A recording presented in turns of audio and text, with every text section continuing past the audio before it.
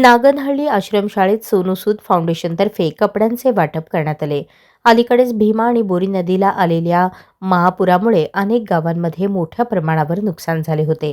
याच गावातील अनेक विद्यार्थी नागनहळ्ली आश्रमशाळेत शिकत असल्याने त्यांच्या अडचणी ओळखून फाउंडेशनच्या प्रतिनिधींनी मदतीचा हात पुढे केला.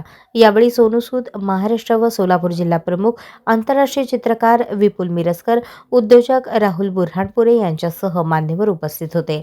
अभिनेता सोनू सूद यांनी विद्यार्थ्यांशी व्हिडिओ कॉलद्वारे संवाद साधत शुभेच्छाही दिल्या.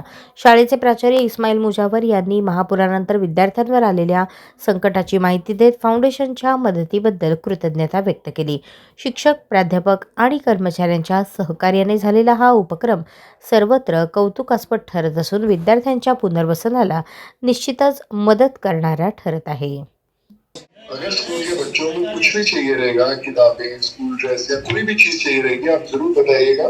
मैं विश्वास में आपके साथ खड़ा हूँ।